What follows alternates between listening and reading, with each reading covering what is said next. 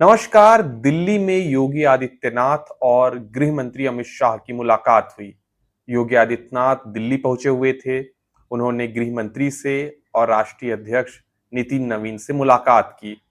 उस मुलाकात के दौरान क्या हुआ? योगी आदित्यनाथ को अचानक अमित शाह की याद क्यों आ गई? या फिर कहें कि अमित शाह को योगी आदित्यनाथ याद आए तो योगी आदित्यनाथ उनसे मिलने दिल्ली पहुंच गए। क्या है इसके पीछे का माजरा? क्या है इसके पीछे की अंदर की कहानी? मुलाकात हुई तो क्या बात हुई? क्या कयास लगाए जा रहे हैं इस मुलाकात को लेकर? उत्तर प्रदेश में क्या कोई बहुत बड़ा बदलाव होने वाला है? क्या कुछ होने वाला है? आज उसी की चर्चा हम विस्तार से करने वाले हैं। दोस्तों, आपको याद होगा कि 10 मई को योगी आदित्यनाथ सरकार का विस्तार हुआ था, मंत्रिमंडल का विस्तार, जिसमें 2 कैबिनेट मंत्री और बाकी को राज्य मंत्री और स्वतंत्र प्रभार बनाया गया था, जिसमें 6 कुल मंत्रियों को शपथ दिलाई गई थी। उसमें 2 नाम सबसे महत्वपूर्ण हैं। मनोज पांडे, जो कि समाजवादी पार्टी से अभी अभी कुछ दिन पहले राज्यसभा चुनाव के दौरान वो इस तरफ आ गए थे। हालांकि वो अभी भी समाजवादी पार्टी के विधायक हैं, और ये भी लीला देखिए कि वो सपा के विधायक हैं लेकिन मंत्रिपरिषद में शामिल हो रहे हैं योगी आदित्यनाथ सरकार में। स्पीकर उनको उनके पद से हटा भी नहीं रहे हैं।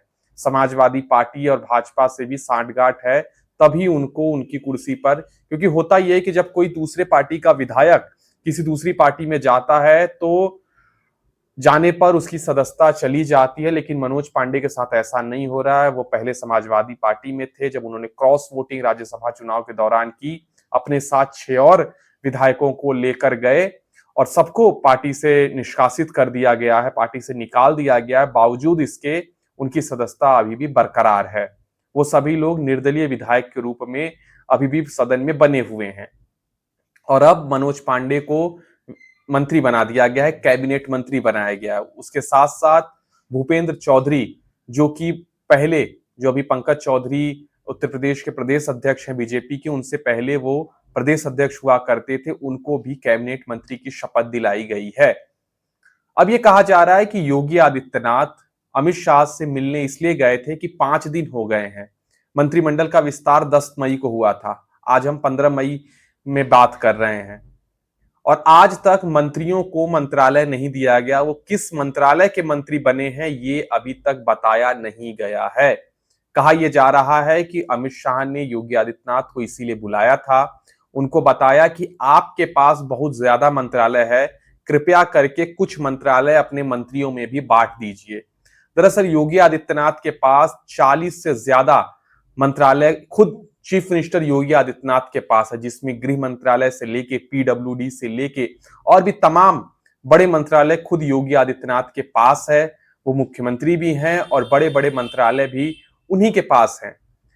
तो गृह मंत्री अमित शाह ने उनको जो बुलाया था उसमें यही बात कही होगी कि आप अपने मंत्रालयों को अपने मंत्रियों में बांटिए, अपने डेप्टी सीएम के मंत्रालयों में दीजिए। क्योंकि जो अभी एक डेप्टी सीएम के पास स्वास्थ्य मंत्रालय है, तो वहीं अगर बात करें केशव प्रसाद मौर्य के पास, तो उनके पास कोई खास बड़ा मंत्रालय नहीं है, क्योंकि 2022 के विधानसभा चुनाव में वो विधायकी हार गए थे, जिसके बाद उनका राजनीतिक रूप से कद थोड़ा डाउन हो गया था। और जो उनके पास पीडब्ल्यू समेत बड़े बड़े मंत्रालय, पीडब्ल्यूडी जैसे बड़े मंत्रालय जो केशव प्रसाद मौर्य के पास हुआ करते थे, वो उनसे योगी आदित्यनाथ ने लेकर अपने पास ही रखा हुआ था, उनको पीडब्ल्यूडी नहीं दिया। कहा यह जा रहा है कि अमित शाह ने कहा है उनसे कि केशव प्रसाद मौर्य का सरकार में कद बढ़ाया जाए। वो एक ओबीसी नेता हैं, एक चर्चित चेहरा है उत्तर प्रदेश और भाजपा के लिए, तो इसलिए उनके मंत्रालयों की संख्या बढ़ाई जाए। और इसके बाद जो और भी मंत्री हैं उनके भी मंत्रालयों को बदल सकें तो उसको भी बदल दे। जैसे कि आपको पता है ए.के. शर्मा, जो कि बिजली मंत्री हैं, उनको लेकर कई तरीके के आरोप प्रत्यारोप हमेशा उनके ऊपर चलते रहते हैं। कहीं वो जाते हैं तो उनके खिलाफ नारेबाजी शुरू हो जाती है। उनकी छवि इस मंत्रालय को लेकर ठीक नहीं है। अभी स्मार्ट मीटर को लेकर भी उत्तर प्रदेश में काफी ज्यादा बवाल हुआ, जिसके केंद्र में ए.के. शर्मा जी थे। तो उनका भी मंत्रालय बदल के उनको कोई दूसरा मंत्रालय दिया जा सकता। वहीं कहा जा रहा है कि ओम प्रकाश राजभर का भी मंत्रालय बदला जा सकता है।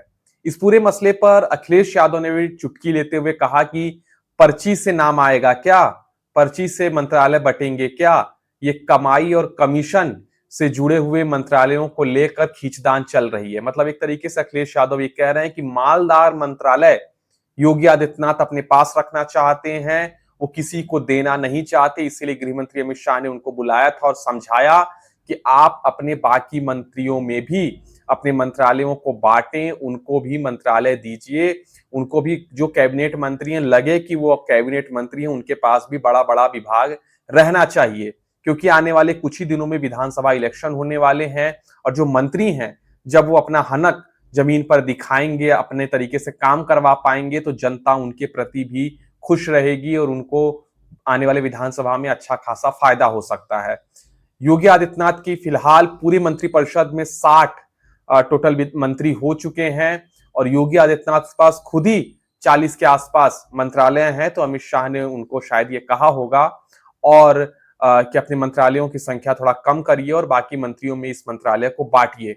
और इसके साथ साथ आने वाले विधानसभा चुनाव को लेकर क्या रणनीति होगी, किस तरीके की रणनीति होगी, क्योंकि सिर्फ वो अमित शाह से मुलाकात नहीं की है योगी आदित्यनाथ ने, उन्होंने नितिन नवीन से भी मुलाकात की है। तो दोनों मुलाकातें बेहद अहम है आने वाले विधानसभा चुनाव के लिए। योगी आदित्यनाथ सरकार के लिए ये मुलाकात बेहद अहम है। इस पूरी मुलाकात को आप कैसे देखते हैं, हमें कमेंट कर जरूर बताइए। शुक्रिया।